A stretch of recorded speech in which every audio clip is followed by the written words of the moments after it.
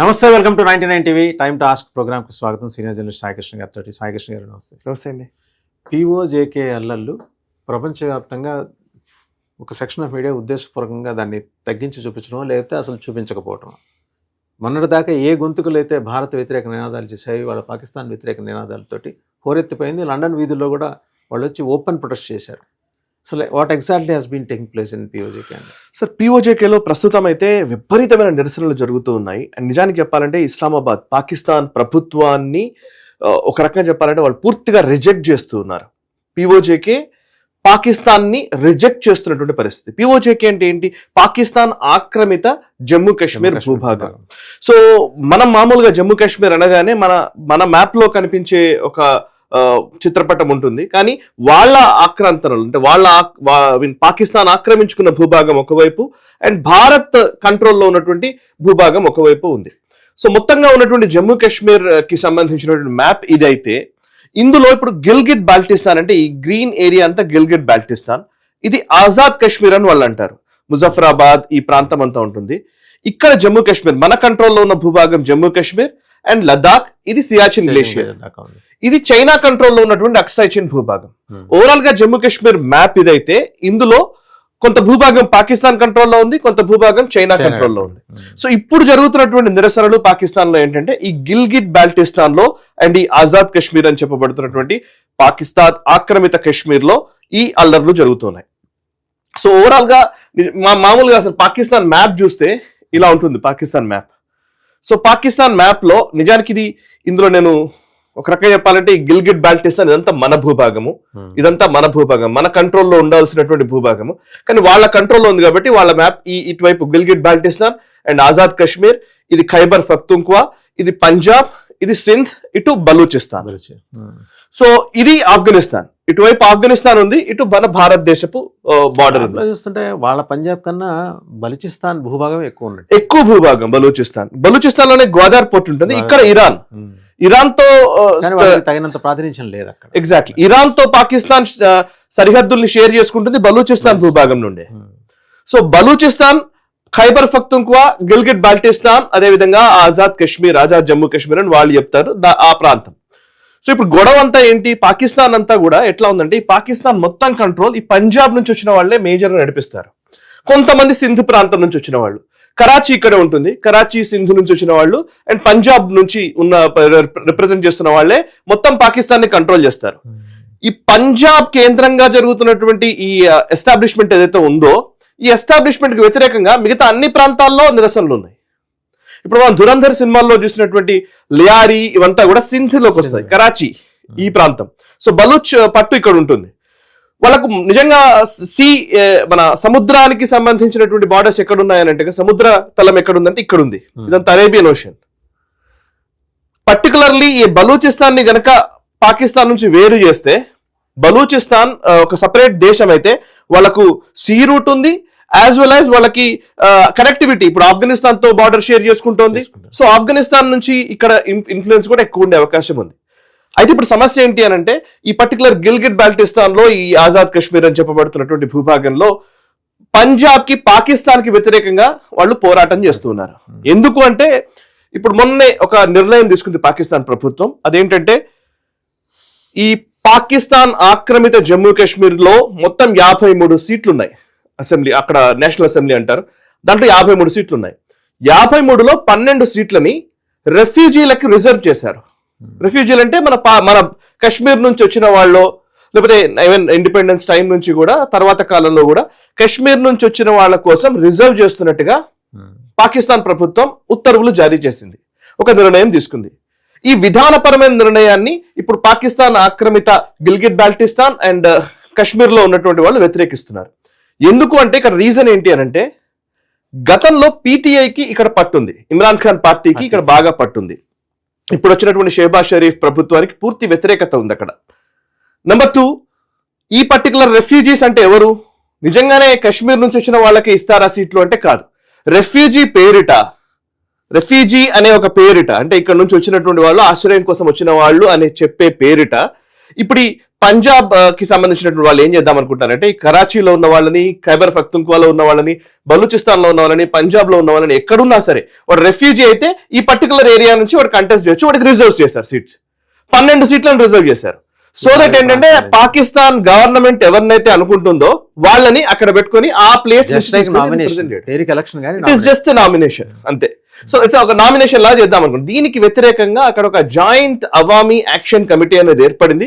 గత 2 సంవత్సరాల నుంచి వాళ్ళు అక్కడ తీవ్రంగా ప్రయత్నం చేస్తూ ఉన్నారు. సో వాళ్ళందరూ కలిసి రోడ్ల మీదకి వచ్చి ఇప్పుడు నిరసనలు తెలుపుతూ ఉన్నారు. పోలీసులు కాల్పులు జరిగాయి, అందులో చాలా మంది చనిపోయారు అండ్ పోలీసులు కొంతమంది చనిపోయారు. అండ్ వాళ్ళు అక్కడ ఉన్నటువంటి ఒక 4 కీలకమైనటువంటి నాయకుల్ని, జేఏసీకి సంబంధించినటువంటి వాళ్ళని అప్పజెప్పాలంటే వాళ్ళని పట్టుకోవడం కోసం వాళ్ళ ఆచూకీ చెబితే వెలగట్టారు. అదే వాళ్ళ ఆచూకీ చెబితే 10 మిలియన్ రూపీస్ పాకిస్తానీ రూపీలు అంటే ఆల్మోస్ట్ 1 crore, కోటి రూపాయలు మేము ఇస్తామని చెప్పి ప్రకటించడం కూడా జరిగింది. సో ఇది పరిస్థితి. సో అసలు బేసికలీ జమ్మూ కాశ్మీర్కి సంబంధించినటువంటి మ్యాప్ ఒకసారి చూద్దాం మనము. ఇక్కడెక్కడ ఏ సమస్య ఉందో చెప్తాను నేను. ఇది గిల్గిట్ బాల్టిస్తాన్, ఇది ఆజాద్ కాశ్మీర్ అని వాళ్ళు చెప్తారు. పాకిస్తాన్ ఆక్రమిత భూభాగం ఇదంతా కూడా. ఓకే, సో యాక్చువల్లీ లదాఖ్ అనేది మనం జమ్మూ కాశ్మీర్ ఇక్కడి వరకే ఉండేది. లదాఖ్ అంటే ఈ మొత్తం రీజియన్ లదాఖే. అయితే లదాఖ్ లో ఏంటంటే భూమి చాలా ఎక్కువ ఉంటుంది, జన సాంద్రత చాలా తక్కువగా ఉంటుంది. సో గిల్గిట్ బాల్టిస్తాన్, లదాఖ్, అక్సాయ్ చీన్ ఇవన్నీ కలుపుకొని లదాఖ్ కిందికే వస్తాయి. 1947లో ఇండిపెండెన్స్ వచ్చిన తర్వాత, అంటే ఆ టైంలో దేశ విభజన జరిగింది. విభజన జరిగిన టైంలో జమ్మూ కాశ్మీర్ అనేది ఒక సంస్థానంగా ఉన్న నేపథ్యంలో ఒక ప్రావిన్స్ గా ఉంది. అప్పుడు రాజా హరిసింగ్ ఏలుతూ ఉన్నారు ఆ పర్టికులర్ ప్రాంతాన్ని. సో రాజా హరిసింగ్ ఏమనుకున్నాడంటే బ్రిటిషర్లు పెట్టిన రూల్ ప్రకారం జమ్మూ కాశ్మీర్ ని భారత్ లో విలీనం చేయాలా, పాకిస్తాన్ లో విలీనం చేయాలని ఆ ప్రావిన్స్ డిసైడ్ చేస్తుంది. సో ఆ రాజా హరిసింగ్ నేను ఎవరితోని కలవను, నేను ఒంటరిగా, నేను సపరేట్ గా ఉంటాం, స్వతంత్ర దేశంగా ఉంటామని ప్రకటించాడు. సో దీంతో మనం కూడా ఏం చేయలేని పరిస్థితి ఉండే. అప్పుడు పాకిస్తాన్ కి సంబంధించినటువంటి ఖైబర్ పఖ్తూన్ఖ్వా నుంచి పాకిస్తాన్ కి సంబంధించినటువంటి సైన్యము లోపలికి వచ్చింది. వాళ్ళ పష్తూన్ ట్రైబ్స్ అని పేరు చెప్తారు బయటకి, బట్ వాళ్ళు లోపలికి వచ్చేసి అటాక్ చేస్తూ లోపలికి వచ్చారు, ఆల్మోస్ట్ అటాక్ చేస్తూ వచ్చారు. దీంతో రాజా హరిసింగ్ ఇంకా ఏమీ చేయలేని స్థితిలో ఆయన అక్కడ నుంచి ఢిల్లీకి వచ్చి ఢిల్లీలో విలీన పత్రం మీద సంతకం చేసిన తర్వాత మన భారత ఆర్మీ రంగంలోకి దిగి అక్కడ వాళ్ళ మీద యుద్ధం చేశాము. ఆల్మోస్ట్ మనము బారాముల్లా వరకు వచ్చినటువంటి పాకిస్తాన్ సైన్యాన్ని మట్టుబెట్టి వాళ్ళని వెనక్కి నెట్టి ఆల్మోస్ట్ ఊరి అవతల వరకు తీసుకెళ్లారు. అప్పుడు జవహర్లాల్ నెహ్రూ గారు యునైటెడ్ నేషన్స్కి వెళ్ళారు. వెళ్ళి ఐక్యరాజ్య సమితిలోకి వెళ్ళేసరికి వాళ్ళు ఒక వెంటనే సీజ్ ఫైర్ అనౌన్స్ చేయమన్నారు. సో సీజ్ ఫైర్ లైన్ అంటారు, అదే ఇప్పుడు LOC అని చెప్తాం, లైన్ ఆఫ్ కంట్రోల్. ఇది లైన్ ఆఫ్ కంట్రోల్, ఈ పర్టికులర్ లైన్ ఆఫ్ కంట్రోల్ అంటారు. ఇది 1947-48 లో జరిగింది ఇది. సో దాని తర్వాత 1962లో 1962కి వచ్చేసరికి చైనా సైన్యం లోపలికి రావడం మొదలుపెట్టింది. చైనా సైన్యం మన మీద దాడి చేసింది. సో చైనా టిబెట్ ని ఆక్రమించుకొని ఇటువైపు నుంచి ఇటు అటాక్ చేసినప్పుడు ఈ అక్సాయ్ చీన్ భూభాగం మొత్తం మనం కోల్పోవాల్సి వచ్చింది. 1962లో ఈ అక్సాయ్ చీన్ ని మనం చైనాకి వదులుకోవాల్సి వచ్చిన పరిస్థితి. సో మన మిగిలిన భూభాగం ఇది.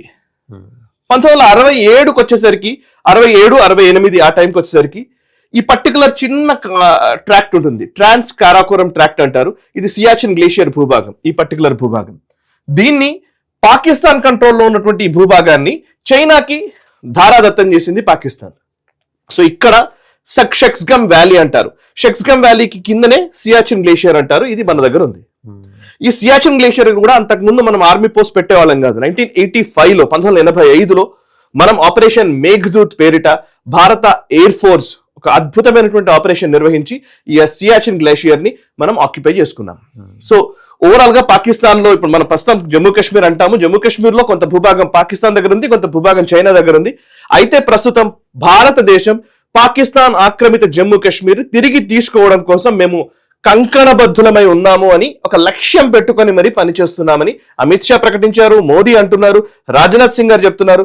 ఈసారి కనుక యుద్ధం వస్తే ఈ పార్ట్ మన వైపు వచ్చే అవకాశాలు ఉన్నాయి. సో ఎందుకు ఇప్పుడు ఆ మాట చెప్తున్నానంటే ఇక్కడ పాకిస్తాన్ ఈ రోజు అన్ని ప్రాంతాల్లోనూ నిరసనలు ఎదుర్కొంటోంది పాకిస్తాన్ ప్రభుత్వం.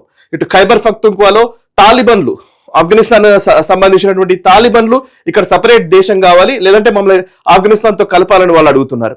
బలూచిస్తాన్ సపరేట్ దేశం కావాలని పోరాటం చేస్తోంది. సింధులో కూడా నిరసనలు ఉన్నాయి. ఇటు గిల్గిట్ బాల్టిస్తాన్ ఇక్కడ కూడా ఇప్పుడు నిరసనలు జరుగుతున్నాయి. కాబట్టి పాకిస్తాన్ ఈ రోజు 4 ముక్కలయ్యే అవకాశాలు కనబడుతున్నాయి. సో దాని గురించి ఇవాళ మనం ఈ డిస్కషన్ చేస్తున్నాం. రైట్, అంటే ఫైనల్ గా ఒకటి, ఈ 4 ముక్కలు అయ్యే ప్రయత్నాలు జరుగుతున్నా ఇప్పుడు పాకిస్తాన్ కాపాడటానికి ట్రంప్ ఏమన్నా రంగంలోకి దిగే అవకాశం ఖచ్చితంగా పాకిస్తాన్ విషయంలో ఇప్పుడు అంటే ఇంతకు ముందంటే కొంచెం వేరేలా ఉండేది, కానీ ఇప్పుడు ఈ ఇరాన్ యుద్ధం జరుగుతున్నటువంటి టైము, ఈ నేపథ్యంలో అటు డొనాల్డ్ ట్రంప్ అసీం మునీర్ని మై ఫేవరెట్ ఫీల్డ్ మార్షల్ అని చెప్పడము, అండ్ పాకిస్తాన్ ప్రభుత్వమే ఈరోజు ఈ ముఖ్యంగా ఈ పీస్ డీల్ లో ఉంది అని చెప్పి మొన్ననే ఒక వ్యాఖ్య కూడా చేశారు. యాక్చువల్ నిజంగా చెప్పాలంటే పాకిస్తాన్ చేస్తున్నది ఏం లేదు, అక్కడ ఖతారు లేకపోతే టర్కీ ఇట్లాంటి దేశాలు మధ్యవర్తిత్వం వహిస్తున్నాయి, కానీ వాళ్ళ మాట కొంత ఇరాన్ వినగలుగుతుంది, కానీ పాకిస్తాన్ మాట వినే పరిస్థితి లేదు. బట్ పాకిస్తాన్ ప్రొజెక్ట్ చేసే ప్రయత్నం అమెరికా చేస్తుంది. ఇరాన్ నమ్మదు, కానీ పాకిస్తాన్ ని ప్రొజెక్ట్ చేస్తోంది America. So Pakistan is a good ally అనే చూపించే ఒక ప్రయత్నం జరుగుతోంది. సో ఒకవేళ ఈ తిరుగుబాటు ఉధృతం అయితే మాత్రం యుద్ధం దాకా దారి తీస్తుంది. అండ్ మన స్టాండ్ అయితే క్లియర్గా ఉంది, మనం పీఓజేకేని మనం తీసుకుందాం అనే దాంట్లోనే మనం క్లియర్ గా ఉన్నాం. బట్ ఈ పర్టికులర్ సిచ్యువేషన్ ని బేస్ చేసుకుని మనం తీసుకుంటామా, లేదా సపరేట్ దేశంగా అది ఏర్పడడానికి మనం సహకరిస్తామా అనేది అదంతా మనం రాబోయే రోజుల్లో చూడాలి. థ్యాంక్ యూ సాగేష్ గారు. చూసాం కదా పీఓజేకేలో జరుగుతున్న అల్లర్లు, దాని నేపథ్యం మొత్తం పాకిస్తాన్ 4 ముక్కలు కావటానికి ఉన్న కారణాలు మొత్తం సమగ్రంగా వివరించారు. అండ్ ఇప్పుడున్న పరిస్థితుల్లో పీఓజేకేని మనం తీసుకోవడానికి ముందుకెళ్తామా? ఆపరేషన్ సింధూర్ ఇప్పుడు పాజ్లో ఉంది, అది కంటిన్యూ చేసి ఆ పాజ్ తీసేసి ఫార్వర్డ్ నొక్కి మనం దాన్ని క్యాప్చర్ చేస్తామా, లేదా దాన్ని ఒక స్వతంత్ర దేశంగా అది ఏర్పడటానికి, దాంతోపాటు బలూచిస్తాన్ కూడా ఒక స్వతంత్ర దేశంగా ఏర్పడటానికి సహకరిస్తామా? ఇప్పుడు ఇవన్నీ ఏంటంటే దౌత్యనీతికి సంబంధించిన అంశాలు. ప్రతి అంశాన్ని కూడా ఆచితూచి పరిశీలించి నిశ్చితంగా సునిశ్చితంగా అధ్యయనం చేసిన తర్వాతనే భారతదేశం ఒక స్టాండ్ తీసుకుంటుంది. Thank you.